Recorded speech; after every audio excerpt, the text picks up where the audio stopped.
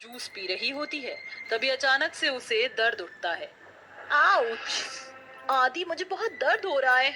पूजा, pregnancy में ऐसी छोटी मोटी कॉम्प्लिकेशंस तो होती रहती हैं। हो सकता है बच्चे ने लात मारा हो। आदि की बात सुनकर पूजा उसे चिढ़कर कहती है, आदि, प्रेग्नेंट मैं हूँ या तुम? मुझे बहुत ज्यादा डिलीवरी पेन हो रहा है, मुझे जल्दी से डॉक्टर के पास ले चलो। अपनी पत्नी को ऐसे दर्द में देखकर आदित्य उसे एक सरकारी अस्पताल में ले आता है, जहाँ पर पूजा को डिलीवरी रूम में ले जाया जाता है। हर एक बेड पर दो प्रेग्नेंट औरतें लेटी होती हैं। तभी पूजा को भी एक बेड पर लिटाया जाता है, जहाँ पर ममता नाम की एक गरीब गर्भवती औरत होती है। थोड़ी देर में दोनों एक एक बच्चे को जन्म देते हैं और नर्स एक बच्चे को गोद में लेकर बाहर आती है और फटे पुराने कपड़ों में खड़े गरीब चंदर को बच्चा देती है। मुबारक हो, आपकी पत्नी ने बेटे को जन्म दिया है। अपने बच्चे को गोद में लेकर चंदर की आंखों में खुशी के आंसू भर आते हैं और वह अपनी जेब से 20 रुपए का एक मुड़ा तुड़ा नोट निकाल कर देता है।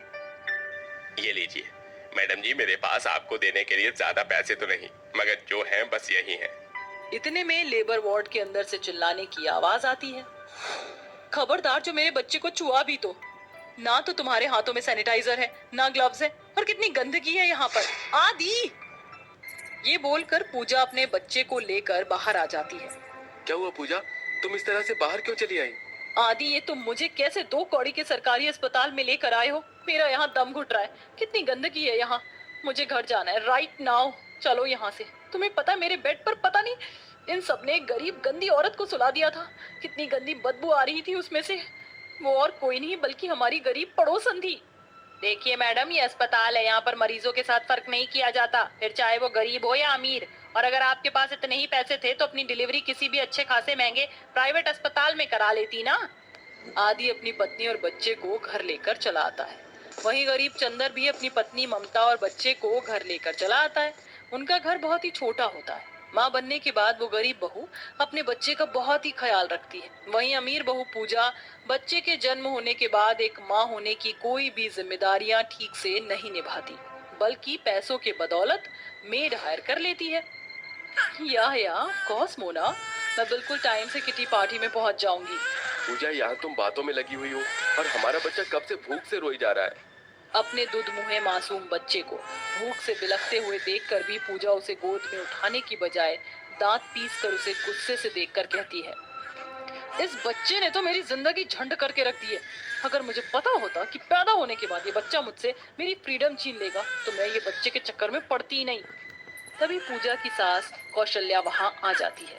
बहू, ये तू कैसी बातें कर रही है? माँ बनना तो हर औरत के लिए सौभाग्य की बात होती है।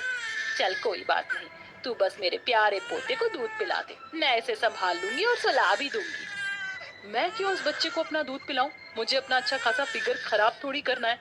शांता, कहाँ हो तुम? आई मेम साहब। बच्चे को ले जाओ और इसे दूध पिला दो।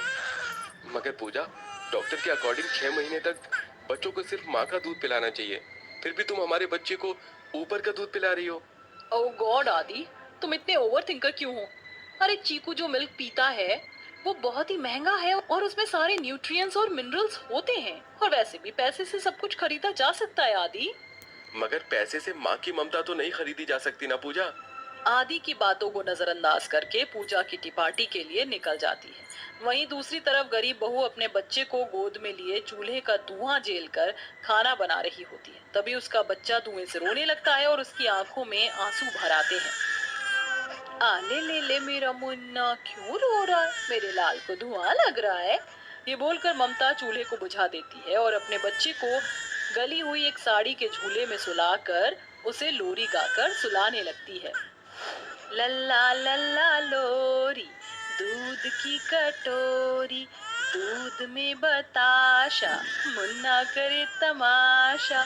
लल्ला लल्ला लोरी, दूध की कटोरी, दूध में बताशा, मुन्ना करे तमाशा।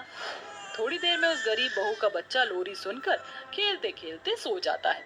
इसके बाद ममता अपने बाकी के बचे हुए काम करती है। इसी तरह से दिन बीत जाते हैं और दोनों के बच्चे 3-3 महीने के हो जाते हैं। जहाँ गरीब बहू का बच्चा बिना पैसों की कमी के भी बड़ी ही खुशी से माँ की ममता में पलता है। वहीं अमीर बहू का मासूम बच्चा अपनी माँ की ममता के लिए हमेशा ही तरसता रहता है और